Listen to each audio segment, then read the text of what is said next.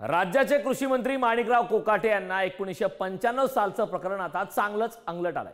2 वर्षाची शिक्षा झाल्यानं त्यांची आमदारकी धोक्यात आली। त्यामुळे माणिकराव कोकाटे यांच्याबाबत विधानसभा अध्यक्ष राहुल नार्वेकर आता काय भूमिका घेतात याच्याकडे राज्याचं लक्ष लागलंय। पाहूयात या संदर्भातील एक स्पेशल रिपोर्ट। संपूर्ण कायदेशीर प्रक्रिया पाळली जाणार आहे।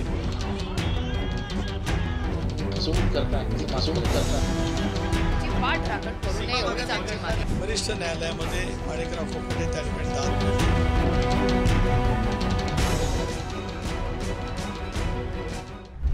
सरकारी कोट्यामधून सदनिका बळकावल्याप्रकरणी कृषी मंत्री माणिकराव कोकाटेंना 2 वर्षांचा कारावास ठोठावलाय। परिणामी त्यांच्या मंत्रिपदासह आमदारकीवर अपात्रतेची टांगती तलवार आहे। दरम्यान कोर्टाच्या निकालाची प्रत मिळाल्यानंतर विधिमंडळाकडून माणिकराव कोकाटेंवर कारवाई केली जाणार असल्याचं बोललं जातं। तर कायदेशीर तरतुदींनुसार निर्णय घेणार असल्याचं विधानसभा अध्यक्ष राहुल नार्वेकर यांनी स्पष्ट केलंय। संपूर्ण कायदेशीर प्रक्रिया पाळली जाणार आहे। सुनील केदारांच्या संदर्भात पण संपूर्ण कायदेशीर प्रक्रिया पाळली गेली होती आणि त्यानंतर योग्य ती कारवाई केली होती। घटनेत दिलेल्या तरतुदीनुसारच कारवाई केली गेली होती आणि ह्या संदर्भातही घटनेत दिलेल्या तरतुदी आहेत आणि या संदर्भातले जे नियम आहेत त्या सगळ्यांचं पालन करून योग्य निर्णय घेतला जाईल। आमच्याकडे सत्यपत्र त्यांना नाही मिळत ना, त्यांच्याकडे उशिरा जातं ना सगळंच काही, आमच्याकडे लवकर येतं, पण आमच्याकडे येऊन काही फायदा पण नाही। आता कोर्टच म्हणतं ना की तुम्ही फसवणूक करता, कसं माफ करायचं तुम्हाला? माफ करायचं असेल तर करावं, काय त्याच्यात मेजॉरिटी आहे ना आपल्याकडे, माफ करावं, आमचं काय म्हणणं नाही त्याच्यात। लोकप्रतिनिधी कायद्यान्वये आमदार आणि खासदारांना 2 किंवा त्यापेक्षा जास्त वर्षांची शिक्षा झाल्यास सदस्यत्व रद्द होतं। याच आधारे 2023 मध्ये तत्कालीन काँग्रेस खासदार राहुल गांधींवर तातडीने कारवाई करण्यात आलेली होती। तर काँग्रेसचे तत्कालीन आमदार सुनील केदारांना 5 वर्षांची शिक्षा होताच सदस्यत्व रद्द करण्यात आलं। त्यामुळे माणिकराव कोकाटेंवर कारवाई कधी होणार असा प्रश्न उपस्थित होतोय। राहुल गांधींना 23 मार्च 2023 मध्ये शिक्षा झाली। 24 मार्च 2023 ला त्यांचं सदस्यत्व रद्द झालं। सुनील केदार यांना 22 डिसेंबर 2023 ला शिक्षा झाली। 24 डिसेंबर 2023 ला सदस्यत्व रद्द झालं। माणिकराव कोकाटेंना 20 जानेवारी 2025 रोजी शिक्षा झाली। सदस्यत्व कधी यावर प्रश्नचिन्ह उपस्थित होत आहे।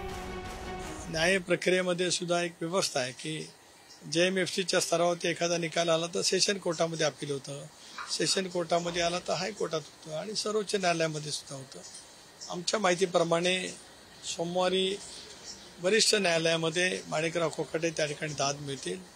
स्थगिती मिळाली तर आपोआपच विषय प्रश्न सुटेल। सरकारने कुणाचीही पाठराखण करू नये, तर या केसमध्येही वेगळा कुणाचीही पाठ राखतो, कितीही मोठा नेता असू दे, मंत्री असू दे किंवा कोणी असू दे, त्याची पाठराखण करू नये एवढीच आमची मागणी। आणि अनेक महाराष्ट्रातल्या नेत्यांनी नैतिकतेवर राजीनामे दिलेले आहेत। माणिकराव कोकाटे हे आमदार म्हणून अपात्र ठरल्यास त्यांना मंत्रिपदावर सुद्धा राहता येणार नाहीये। वरिष्ठ न्यायालयात शिक्षेला स्थगिती दिल्यास त्यांची आमदारकी सुद्धा कायम राहू शकते। अशा परिस्थितीत माणिकराव कोकाट्यांसंदर्भात विधानसभा अध्यक्ष राहुल नार्वेकर यांची भूमिका महत्त्वाची असेल। शिक्षेनंतर खासदारकी आमदारकी कशी वाचू शकते? वरिष्ठ न्यायालयाने शिक्षेला स्थगिती दिली तरच कोकाटेंची आमदारकी कायम राहू शकते। राहुल गांधींच्या शिक्षेला सर्वोच्च न्यायालयाने स्थगिती दिली होती, यामुळे राहुल गांधींची खासदारकी पुनर्स्थापित करण्यात आली। लक्षद्वीपमधील राष्ट्रवादीचे खासदार मोहम्मद फैजल 10 वर्षांची शिक्षा झाल्यावर अपात्र झाले। केरळ उच्च न्यायालयाकडून मोहम्मद फैजल यांच्या शिक्षेला स्थगिती मिळाली। खासदारकी शाबूत।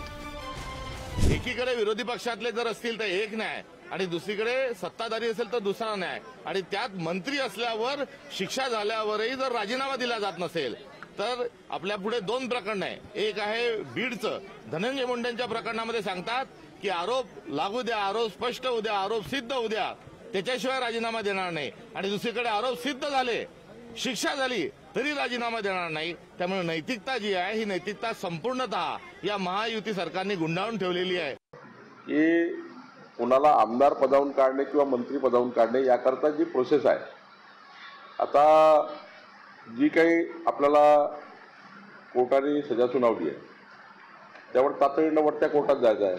एक कोर्टाने सुनावून दिल्यानंतर वरच्या कोर्टात जाता येतं, वरच्या कोर्टात जाता येतं. आपल्याकडे सर्वांना मुभा आहे, तुम्हाला म्हणा. तर माणिकराव कोकाटे आता आपापल्या जे काही त्यांना निर्णय आलाय माणिकराव कोकाटेबद्दल, त्यावर ते पुढच्या कोर्टात जातील. सरकार तुम्ही असं समजा असं की गंभीर गुन्ह्यावर राजीनामा घेतला पाहिजे वगैरे वगैरे, यावर एक प्रोसेस आहे, त्या प्रोसेसमधून जावं लागतं. 2 वर्षांची शिक्षा झाल्यानं कायद्याच्या तरतुदीनुसार माणिकराव कोकाटेंचं सदस्यत्व रद्द होईल. वरिष्ठ न्यायालयानं शिक्षेला स्थगिती न दिल्यास त्यांच्या सिन्नर मतदारसंघात पोटनिवडणूक घ्यावी लागेल, कारण माणिकराव कोकाटेंच्या आमदारकीला 4.5 वर्षांहून अधिक काळ शिल्लक आहे. सदस्यत्व रद्द झाल्यानंतर निवडणुकीला 1 वर्ष किंवा त्यापेक्षा कमी मुदत शिल्लक असेल तर पोटनिवडणूक घ्यावी लागत नाही.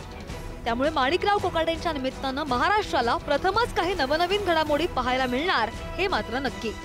ब्युरो रिपोर्ट, पुढारी न्यूज.